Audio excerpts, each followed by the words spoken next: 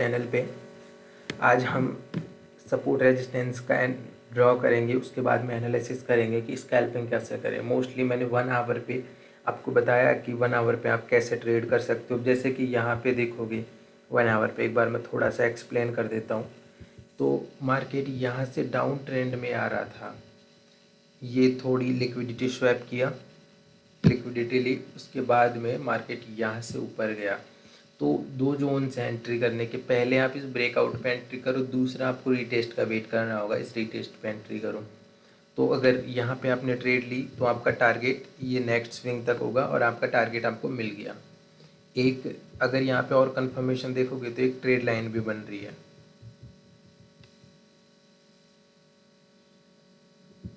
तो ये तो मैंने आपको बताया था कि आपको बड़े टाइम फ्रेम पे कैसे करनी है, लेकिन अब आपको छोटे टाइम फ्रेम पे कैसे करनी है कि आपको 5 मिनट पे या 15 मिनट पे एंट्री करनी हो, तब आप कैसे करोगे। तो सबसे पहले जो आपको देखना है, ये एक तो मैं आपको यहाँ पे लिख देता हूँ, ये BTC,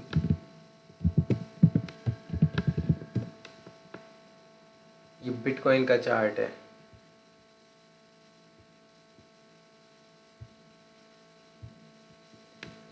अब मैं आपको बताऊं कि 15 मिनट पे या 5 मिनट आपको स्कैल्पिंग करनी होगी तो आपको कैसे करनी है। तो सबसे पहले आपने मेजर सपोर्ट और मेजर रेजिस्टेंस आपने ड्रॉ कर लिया। यहाँ पे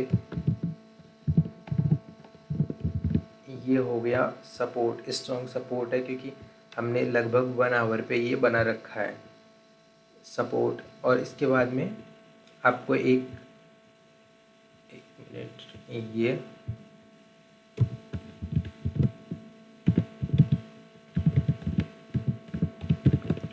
ये रेजिस्टेंस हो गया। इनको ड्रॉ करने का कारण यहाँ पे देखोगे तो प्राइस बार बार इस जोन पे आ रहा है। आप यहाँ पे देखोगे तो प्राइस बार बार इस जोन पे मूव कर रहा है। ये यहाँ पे पहले प्राइस यहाँ ब्रेकआउट किया, नीचे आया, फिर इस जोन पे बार बार थोड़ा मूवमेंट किया, फिर वापस गया, फिर वापस इसी जोन पे आया, इस जोन की लिक्विडिटी ली और उसके बाद में पुनः इसी जोन से मार्केट आगे ब्रेकआउट किया।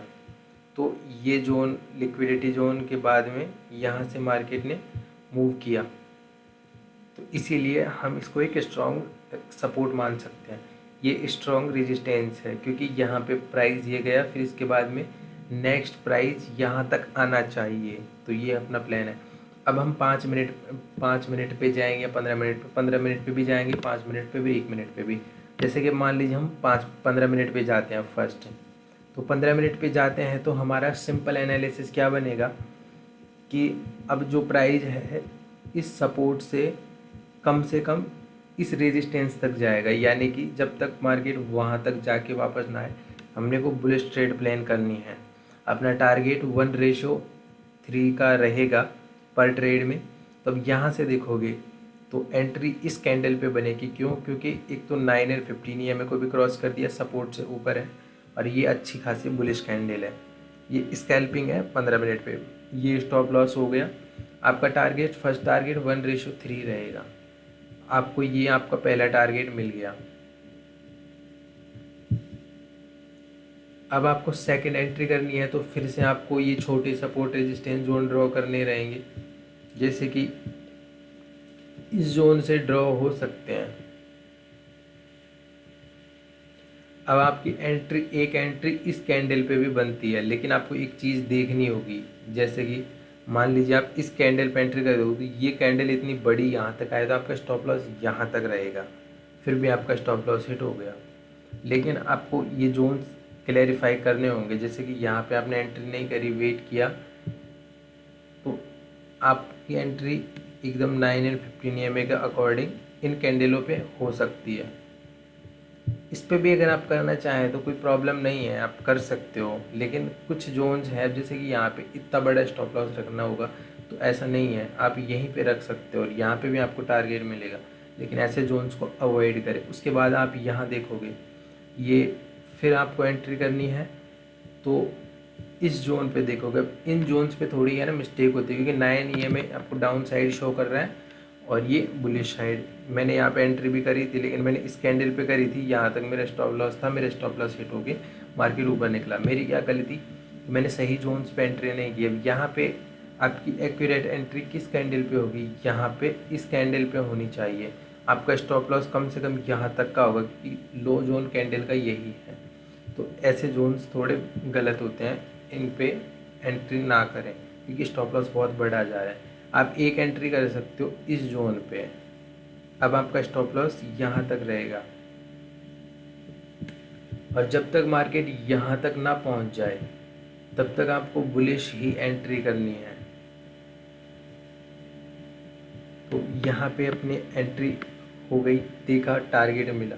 अब इसके बाद में एक चीज़ जो आपको देखनी है, जैसे ही आप यहाँ पे देखोगे कि मार्केट इस रेजिस्टेंस तक पहुँच गया, अब आपको सेल साइड की एंट्री प्लान करनी है, आप कर सकते हो, लेकिन आपको रीटेस्ट का भी वेट करना है। जैसे कि मान लीजिए यहाँ है, तो अगर यहाँ से जब तक अगर सेल साइड में जाएगा मार्केट तो कम से कम यहाँ तक आना मार्केट बिल्कुल 100% ज़रूरी है, क्योंकि सपोर्ट रेजिस्टेंस के अकॉर्डिंग मार्केट यहाँ तक आएगा।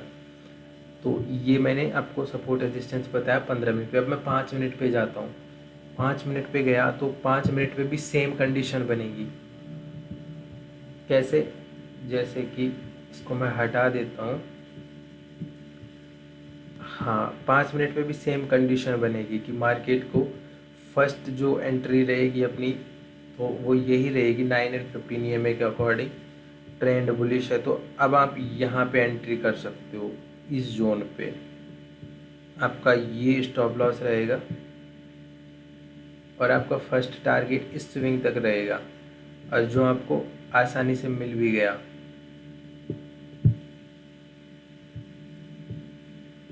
अब देखो 9 एंड 15 EMA के अकॉर्डिंग आप इस कैंडल पे भी एंट्री कर सकते हो और आपको टारगेट मिलेगा।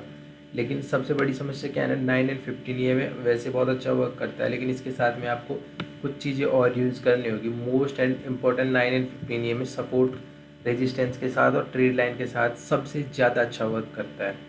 मतलब इन 3 चीज़ों को होना है। एक तो ट्रेंड तो खैर आपको कंफर्म करना ही है, ट्रेंड हो गया, सपोर्ट रेजिस्टेंस या ट्रेड लाइन हो गया, और एक एंट्री लेते टाइम कैंडल को ज़रूर देखना। तो ये बहुत ज़्यादा वर्क करता है। अब जैसे कि यहाँ पे देखोगे आप, अगर आप 9 एंड 15 EMA के अकॉर्डिंग एंट्री करते तो आपकी पहली एंट्री ये हो जाती, फिर यहाँ से मार्केट नीचे आया, आपको ये भी 9 एंड 15 EMA के अकॉर्डिंग सेल साइड की एंट्री बनती है।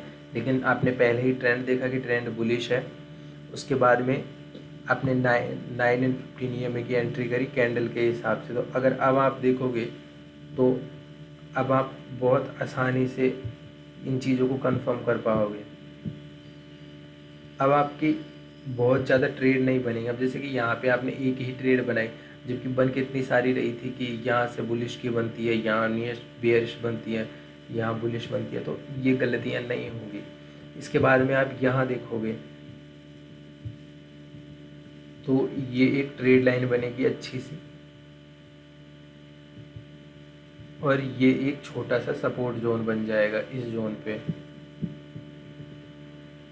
अब आपकी एंट्री इस ब्रेकआउट कैंडल पे भी हो सकती है, लेकिन यहाँ पे वही जो मैंने आपको बताया, स्टॉप लॉस बहुत बड़ा आएगा, कम से कम यहाँ तक तो रहेगा, इस कैंडल के नीचे या फिर इस कैंडल के नीचे। तो ऐसे जोन्स को थोड़े अवॉइड कर सकते हो, या फिर आप कैंडल के नीचे का स्टॉप लॉस लेके चल सकते हो, और अपना जो टारगेट आपने टारगेट फिक्स कर रखा है 1:3 उसको यूज कर सकते हो। उसके बाद में यहाँ पे देखेंगे आप, ये इस जोन को ये थोड़ा ड्रॉ कर सकते हो, जैसे कि ये मैंने ड्रॉ कर दिया। इसके बाद में फिर से जैसे ही इसका ब्रेकआउट होता है अपने को एंट्री करनी है। जैसे कि ये इसका ब्रेकआउट हुआ, ये मैंने एंट्री करी, और ये आप इसका टारगेट देख सकते हो। स्टॉप लॉस मैं अपने अकॉर्डिंग रखता हूँ कैंडल के पास का, ये 9 और 15 EMA में भी अच्छा वर्क कर रहा है यहाँ पे, और आप यहाँ पे टारगेट देख सकते हो। दूसरी फिर एंट्री करनी है तो आपको फिर से ये जोन ड्रॉ करना है, और इधर से ये सपोर्ट ड्रॉ करना है छोटा सा। 9 एंड 15 EMA को सपोर्ट के साथ और ट्रेड लाइन के साथ ड्रॉ करने से ज़्यादा कुछ फ़र्क नहीं पड़ता, पर सबसे बड़ा फ़र्क पड़ता है आपकी ओवर ट्रेड से बचते हो। अब जैसे कि यहाँ पे देखो, आपका पहला जोन एंट्री का बनता है ये वाला, कि आप इस जोन पे एंट्री करो, लेकिन यहाँ पे स्टॉप लॉस कितना बड़ा आएगा, लेकिन यहाँ पे भी कर सकते हो ये स्टॉप लॉस लगा के ये दूसरा, आप इस ब्रेकआउट पे यहाँ पे भी एंट्री कर सकते हो। तो ये हो गया। अब तीसरी, अब आप यहाँ देखोगे कि यहाँ पे ब्रेकआउट हो रहा है 9 and 15 EMA, तो एक एंट्री आप यहाँ प्लान कर सकते हो। इस तरीके से 9 and 15 EMA के साथ में सपोर्ट रेजिस्टेंस का यूज किया जाता है और ये एक स्कैल्पिंग स्ट्रेटजी है। ये देखो। तो अगर वीडियो पसंद आए तो लाइक और सब्सक्राइब करो। आप सभी को दिल से धन्यवाद। Thank you.